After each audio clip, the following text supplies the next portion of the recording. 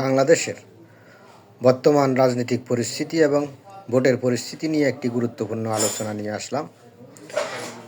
আমি কিছু যুক্তিসঙ্গত কথা বলবো, কোরআন হাদিস এবং বিজ্ঞানের রেফারেন্স দিয়ে। কেউ ব্যক্তিগতভাবে আমার কথাগুলোকে খারাপ মনে করবেন না এবং আমার কথাগুলো শোনার চেষ্টা করবেন এবং বোঝার চেষ্টা করবেন এবং পজিটিভলি কথাগুলো গ্রহণ করার চেষ্টা করবেন। আসসালামু আলাইকুম ওয়া রাহমাতুল্লাহি ওয়া বারাকাতুহু। প্রশ্ন হচ্ছে, ক্ষমতা কি চিরস্থায়ী? অধিকারের রাজনীতি বনাম দখলের সংস্কৃতি, একটি জাতীয় আত্মসমালোচনা শোনার জন্য সাথে থাকুন। আজ বাংলাদেশের রাজনৈতিক অঙ্গন যে পর্যায়ে পৌঁছেছে, সেখানে দাঁড়িয়ে কিছু অপ্রিয় সত্য কথা বলার সময় এসেছে। ত্রয়োদশ জাতীয় সংসদ নির্বাচনকে সামনে রেখে আমরা যখন নেতা নির্বাচনের স্বপ্নে বিভোর, তখন মাঠ পর্যায়ে চলছে একে অপরকে নিচে নামানোর নোংরা প্রতিযোগিতা। আসুন কয়েকটি পয়েন্টে আমাদের এই ক্ষয়িষ্ণু সমাজের বাস্তব চিত্র বিশ্লেষণ করি। ক্ষমতার মোহ এবং মালিকানার ভ্রম। বাংলাদেশের একটি ভয়ঙ্কর সংস্কৃতি গড়ে উঠেছে। যে দল ক্ষমতায় আসে তারা মনে করে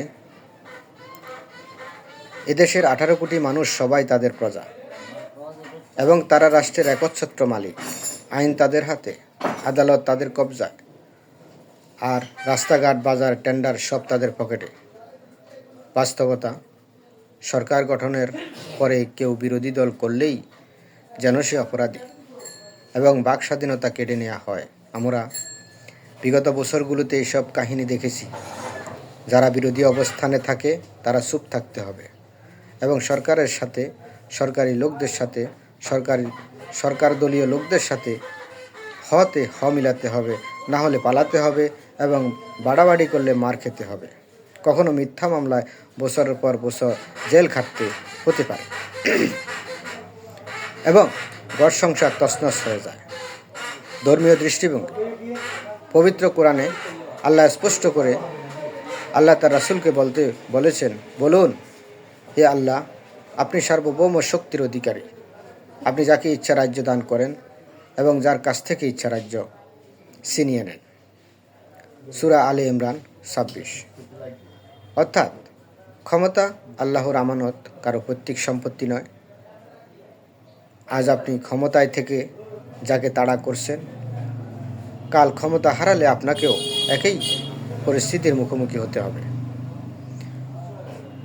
এই প্রতিশোধের রাজনীতি কি কোনোদিন শেষ হবে না?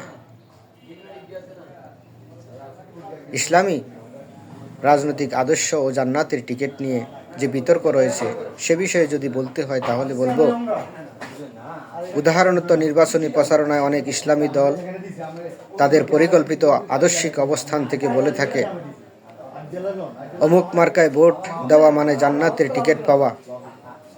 কিন্তু কেন এই কথা বলে? এটার মূল ব্যাখ্যা কি? মূলত তারা এটি বলে তাদের লক্ষ্য বা ইসলামী শাসন প্রতিষ্ঠার নিয়ত থেকে। কিন্তু জান্নাত আল্লাহর দান, কোনো মানুষের কেনা জিনিস নয়। তবে হ্যাঁ, শত যোগ্য লোককে নেতা নির্বাচনের সাক্ষ্য দেওয়া একটি সদগায়ে জারিয়া বা সওয়াবের কাজ।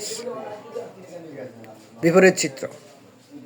বিরোধী দলগুলো যখন এই বক্তব্যকে কেন্দ্র করে ব্যঙ্গ বিদ্রুপ করে, তখন তারা মূলত ধর্মকেই অপমান করে। রাজনীতি যখন আদর্শের লড়াই ছেড়ে ব্যক্তিগত টিটকারিতে নামে, তখন সমাজ কুলুষিত হয়। কিছুদিন আগে গুজব ছড়িয়েছিল খালেদা জিয়ার মৃত্যুর আগে, অর্থাৎ 30শে ডিসেম্বরের আগে তিনি মারা গিয়েছিলেন। এ ধরনের একটি কথা মিডিয়াতে আলোচনা হয়েছে এবং গ্রামে গঞ্জে শহরের সর্বোচ্চ মানুষের মুখে মুখে একটি কথা আলোচিত হয়েছে। ইস্যুটি নিশ্চয়ই আপনাদের মনে আছে। মূলত নোংরা রাজনীতির অন্যতম অস্ত্র হলো গুজব। তখন আমি যাবতীয় তথ্য বিশ্লেষণ করে একটি ফেসবুক পোস্টে দেখিয়ে দিয়েছিলাম। আপনারা দেখে নেবেন। আমি প্রমাণ করেছিলাম যে 30শে ডিসেম্বরের আগ পর্যন্ত ছড়ানো সেই খবরগুলো ছিল সম্পূর্ণ ভিত্তিহীন অনুরূপভাবে আজকের এই আলোচনা কতটুকু যুক্তিসঙ্গত, সত্য আজকে যদিও আপনারা স্বীকার না করেন, তবে আগামীতে অবশ্যই আমার কথা স্বীকার করবেন, এটা আমি বিশ্বাস করি। শিক্ষণীয়, কোরআন আমাদের সতর্ক করেছে, হে মুমিনগণ, যদি কোনো পাপাচারী তোমাদের কাছে কোনো সংবাদ নিয়ে আসে তবে তা যাচাই করো। সূরা হুজরাত 6 নম্বর আয়াত। যারা সত্য মিথ্যা যাচাই না করে ফেসবুকে ট্রলিং করেন, তারা কি জানেন এটি কত বড় চারিত্রিক অবক্ষয়? এদেশ কার টাকায় চলে? রাজনৈতিক নেতার টাকায় নাকি প্রবাসীদের টাকায়? আমরা বড় বড় প্রজেক্ট এবং দালান কোঠা আর বিলাসিতার গর্ব করি, কিন্তু এই উন্নয়নের আসল কারিগর কারা? কৃতিত্ব কার? সত্যি কথা বলতে ভেবে দেখুন, আজকে বাংলাদেশের প্রতিটি পরিবার থেকে কেউ না কেউ প্রবাসে আছে এবং তাদের পাঠানোর রেমিটেন্স দিয়েই পরিবারের লোকজন আহার করে এবং চাহিদা পূরণ করে এবং ঘরবাড়ি করে ব্যবসা বাণিজ্য বিল্ড আপ করে, এবং তাদের পাঠানো রেমিটেন্সের কারণে বাংলাদেশের 80% অর্থনৈতিক সমৃদ্ধি প্রাপ্ত হয়। এক্ষেত্রে রাজনৈতিক নেতারা যখন ক্ষমতায় বসে টোল আদায় করে সাদাবাজি আর লুটে ফুটে খাওয়ার উৎসবে মেতে ওঠেন, তখন সেই প্রবাসীরা বিদেশের মাটিতে গাম জড়ান। প্রবাসীরাই এদেশের প্রতিটি পরিবারকে সচ্ছল করেছে, অথচ কৃতিত্ব নিতে চায় তাহারা। আপনারাই বলেন, এটি চরম অকৃতজ্ঞতা নয় কি? বিজ্ঞান ও উন্নত বিশ্বের সৃষ্টাচার নিয়ে কথা বললে দেখা যায় সেখানে দলাদলি আছে, কিন্তু গোলাগুলি বা চরিত্র হনন নেই। তারা কাজ দিয়ে মানুষের মন জয় করে, গালি দিয়ে নয়। সমালোচনা করে, প্রতিহিংসার রাজনীতি করে মানুষের মন জয় করে না।